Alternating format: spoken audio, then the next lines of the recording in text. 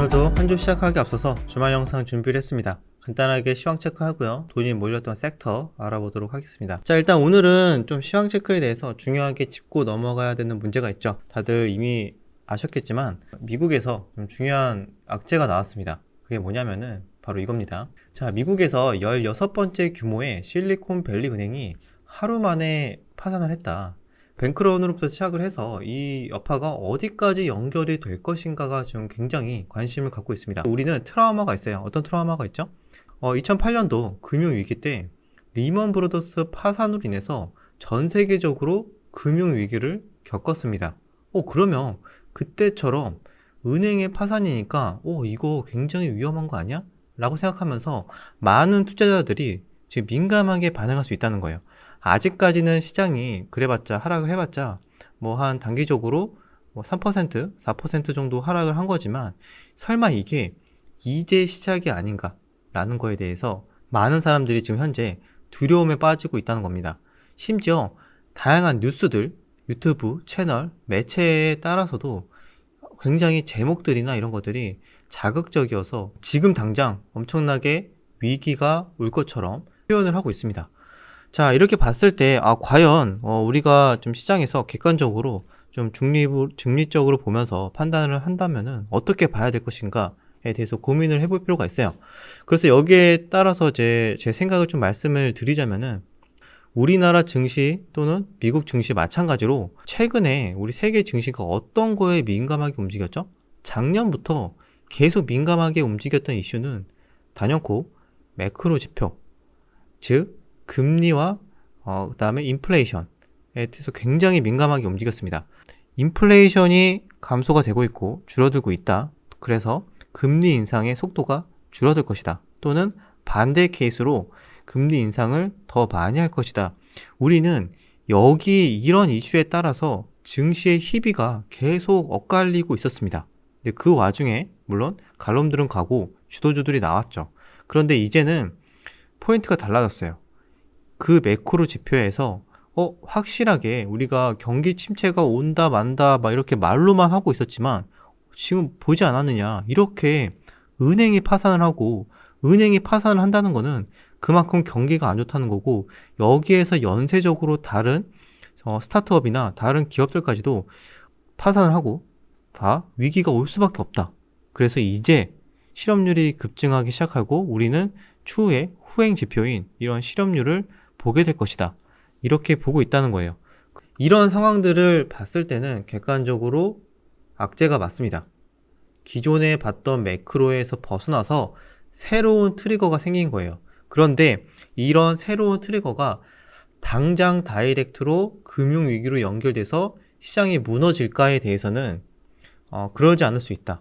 증시로 아주 민감하게 반응하기까지는 시차가 걸릴 수가 있습니다. 하나의 예를 한번 들어서 설명을 들어보자면은 우리가 다들 아시다시피 리먼 브로더스 파산 때 이미 그 전부터 서브프라임 모기지에 엄청나게 부실이 확인이 되면서 우리 영화에서 빅쇼트만 봐도 마이클 버리가 엄청나게 이 부실을 빨리 알고 숏 포지션을 유지를 합니다. 그런데 이런 거의 확실한 위기의 징후가 발견됐음에도 불구하고 실질적으로 증시가 폭락하기 시작한 거는 거의 1년 반, 2년 뒤에 하락하기 시작했어요. 그래서 영화에서 보시면 아시겠지만 그 도중에 마이클 버리가 굉장히 괴로워해요. 너무나 확실한 이런 위기의 징후가 발견됐음에도 불구하고 왜 증시는 하락하지 않는 거야? 왜 증시는 오히려 상승하는 거야? 라고 생각하면서 굉장히 괴로워합니다. 물론 그때처럼 똑같이 되진 않겠지만 실제로 이 실물에서의 경기 침체와 증시에서 즉각적인 반응은 생각보다 시차가 있을 수 있다. 당연히 악재가 새롭게 나왔기 때문에 증시는 잠깐 하락할 수 있어요. 그런데 여기서 분명히 악재만 계속 나오는 게 아니라 반대적인 뉴스도 나올 거예요. 어떤 뉴스가 나올 것이냐? 아니다. 여전히 투자은행들은 재무 건전성이 뛰어나서 금융위기까지 번질 이유가 없다. 그리고 정부의 지원 가능성이 존재하고 이런 이슈로 인해서 오히려 금리 인상이 속도가 늦춰지거나 심지어 금리가 인하될 수도 있다. 이런 식의 뉴스가 나올 수 있다는 거죠. 그리고 또는 물가 지수인 CPI가 굉장히 낮게 나올 수가 있다 등등 뭐 이런 반대적인 뉴스가 나오면서 증시는 생각보다 계속 하락하는 게 아니라 중간에 변동성을 키우면서 급 반등과 다시 하락을 반복할 가능성이 있습니다.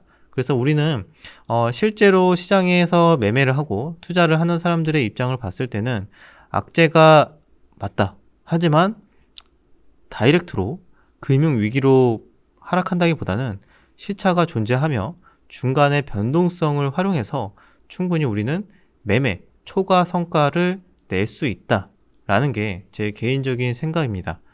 명확하게 정말 금융위기로 연결되기까지는 아직까지 추가적으로 확인해야 될 것들이 있어요.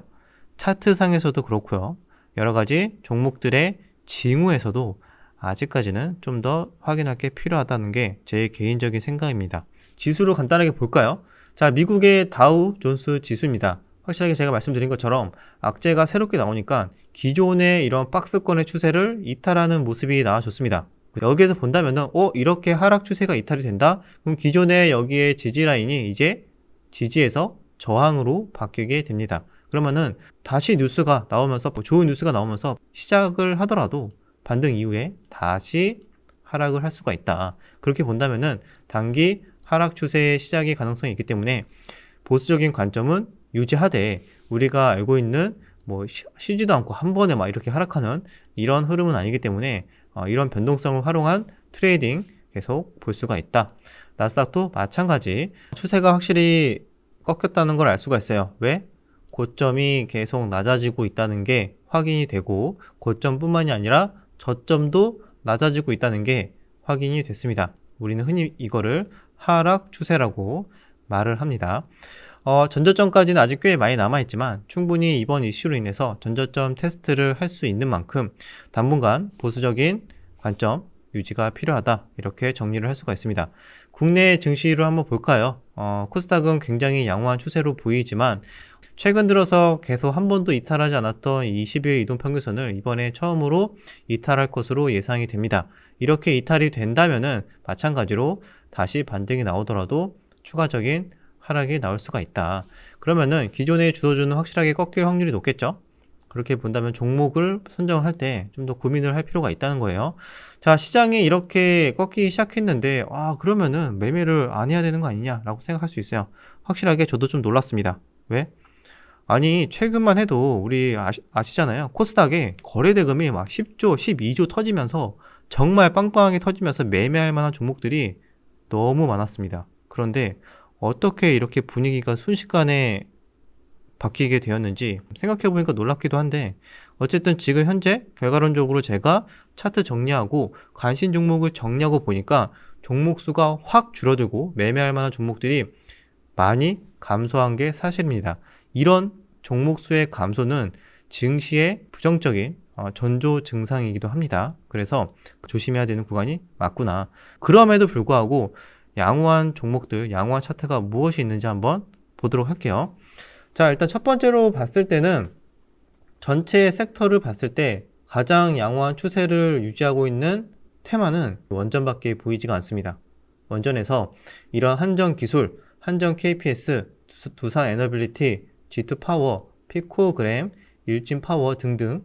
자, 이 외에도 종목들이 있겠지만 일단은 가장 양호한 추세가 나오고 있는 종목들은 이런 종목인데 글쎄요, 지금 이렇게 시장 분위기가 안 좋은데도 이제 막 이렇게 고개를 들고 단기 저항 구간인 이런 구간을 돌파를 했죠. 자, 이렇게 본다면은 현재 뭐 명확하게 원전에 대해서 나온 뉴스도 없고 이런데 이게 올라갈까요? 라고 생각할 수 있을 것 같은데 제 개인적인 경험상 이렇게 전체적으로 원전 관련주들이 다 추세를 이렇게 만들어 간다? 그러면은 앞으로 무언가 좀 뉴스가 나올 확률이 높습니다. 추가적인 뉴스가 무엇이 붙을지는 잘 모르겠지만 한두 종목이 그냥 우발적으로 올라가는 게 아니라 전체적인 이런 테마가 비슷한 모습이 나와주고 있다면은 충분히 사후적으로 뉴스가 붙을 수가 있기 때문에 일단 그 부분을 체크를 해야 될 것 같아요. 그래서 현재 가장 양호한 차트는 원전이다. 한전 기술 같은 경우에도 거래량이 줄어든 음봉에 이런 5일선 구간 충분히 공략이 가능하고 어떻게 보면 최근 들어서 이런 단기 고점을 돌파한 구간이기 때문에 이 구간을 이탈하지 않는다면은 다시 추가 연속성을 보일 수가 있겠죠. 한전 KPS도 마찬가지, 그죠? 두산 에너빌리티도 마찬가지. G2 파워도 금요일날 시장이 대부분 엄청나게 개파락을 했음에도 불구하고 혼자 개파락을 하지 않았어요. 딱 보합에서 시작을 했습니다. 보합에서 시작하면서 하루 종일 코스닥 폭락하고 있는데 혼자 계속 양봉을 유지하면서 양호한 모습이 나와줬다. 이렇게 양호하게 버티는 이유에 대해서는 원전에 추가적으로 뉴스가 붙는지 한번 체크를 해볼 필요가 있습니다.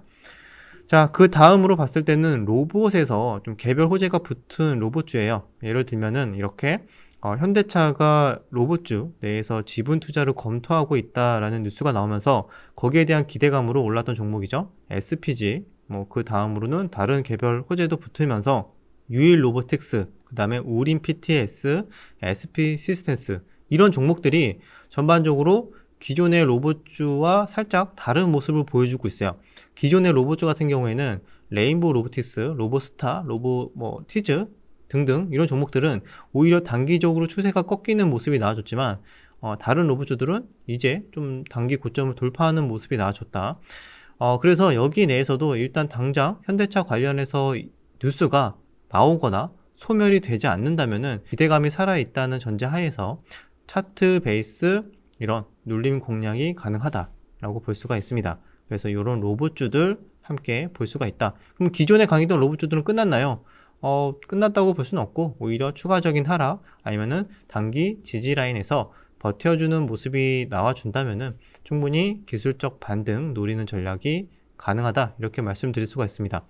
자, 그 다음으로 양호했던 섹터는 신재생이에요. 신재생에서도 이런 풍력주들 CS 윈드, 베어링, SK 오션 플랜트, 동국 SNC 같은 종목들은 비교적 양호한 차트가 만들어지고 있으나 좀 더 확률이 굉장히 높다고는 볼 수 없어요. 그래서 비교적 다른 섹터에 비해서는 양호하다 이렇게 볼 수가 있어서 충분히 순환매가 돈다면은 이런 신재생 섹터 내에서도 가능성이 있다 이렇게 볼 수가 있어요. 이 외에도 몇몇 수소 종목들, 두산 퓨얼셀, 범한 퓨얼셀 이런 종목들도 잘 버티고 있습니다. 그리고 태양광도 마찬가지로 잘 버티고 있고, 자, 그리고 나서 일부 바이오, 실제로 금요일 날 일부 바이오는 굉장히 크게 무너지기도 했습니다.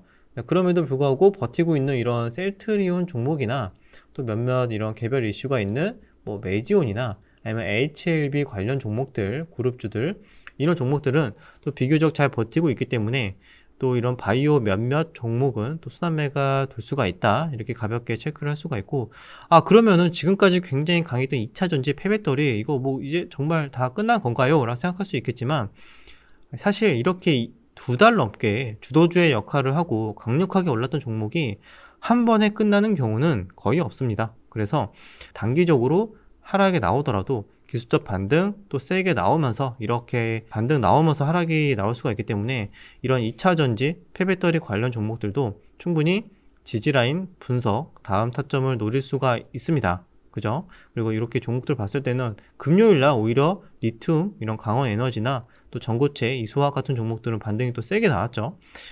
전체적인 추세를 일단 우하향으로 보면서 다음 지지라인 다음 타점을 노리는 것이 좋겠다. 코스모화학, 코스모 신소재 이런 것도 마찬가지. 여기에서 계속 올라간다는 생각보다는 다시 하락이 나와주면은 다음 지지라인은 어딜까라고 생각하면서 기술적 반등을 노리는 전략. 2차전지 충분히 거래대금 여전히 많이 몰려있기 때문에 계속 봐야 되겠습니다. 2차전지 이런 리튬 그 다음에 폐배터리까지 보면서 과대 낙폭을 노린 트레이딩 전략으로 접근이 가능합니다. 자, 이 외에는 볼 게 대부분 없습니다. 그죠? 그 외에는 이제 시장 분위기가 안 좋아지면서 혹시 신규주나 기타 개별주로 잠깐 수급이 들어올 수는 있겠으나 다음 주에 장중에 좀 보면서 대응을 해야 될 것 같고, 자, 그 외에는 정말 AI 종목들 과대 낙폭이나 우주 쪽 과대 낙폭 또는 기존에 올라왔던 이런 양자암호 기술 관련해서 올라왔던 종목들도 있는데 사실 KCS 빼고는 좀 연속성이 약한 모습이 나와주고 있어요. 연속성이 좋을까에 대해서는 조금 의문이 있기 때문에 일단 이 종목들도 체크는 하되 우선순위에서는 개인적으로 조금 벗어나 있습니다. 그래서 좀 더 다음 주까지 한번 지켜보자 이렇게 정리를 하도록 하겠습니다. 자, 여기까지 최종적으로 한번 정리를 다시 한번 해보자면은 지수 자체로 봤을 때는 이제 하향 추세가 맞다. 하향 추세가 지속되더라도 당황하지 말고, 그렇다고 해갖고 전부 다 팔고 아무것도 하지 말자, 이건 아니고, 최근에 코스닥의 거래대금이 굉장히 빵빵하게 터졌었기 때문에 이게 단번에 식진 않을 것이다. 충분히 하락하면서도 중간중간에 강한 종목들 반등이 나올 수 있기 때문에 그런 단기 매매 트레이딩 전략으로 접근하자. 그나마 현재까지 가장 양호한 거는 원전과 그다음에 일부 로봇 개별주들이 있고, 그리고 몇몇 바이오, 그다음에 신재생으로 볼 수가 있다. 그 외에는 이제 2차 전지, 폐배터리 충분히 아직까지 완전히 끝났다고 볼 수는 없기 때문에 추가적인 하락 이후에 과대 낙폭을 노리는 다음 지지라인을 공략하는 전략이 괜찮다라고 정리를 할 수가 있습니다. 자, 여기까지 종목까지 쭉 봤고요. 확실하게 이전의 영상들 쭉 보셨으면 아시겠지만 오늘은 종목 수가 엄청나게 줄어들었죠. 그만큼 시장의 분위기가 많이 안 좋았다는 것을 반증하기도 합니다. 그래서 이런 거를 봤을 때는 굳이 다음 주에도 기계적인 매매는 일부 가능하겠지만 충분히 매매가 종목이 보이지 않는다 라면은 무리하게 매매할 필요는 없고, 매매 횟수는 줄이고 오전장 매매 위주로 하고, 내가 좀 심리가 불안하다 싶으면은 오히려 관망하면서 지켜보는 것도 좋은 투자라고 볼 수가 있습니다. 여기까지 영상 마무리하고요. 다음 주도 쉽지 않은 시장이 예상되지만 다들 잘 대응하셔서 성투하시길 바라겠습니다. 그럼 다음 영상에서 뵙도록 하겠습니다.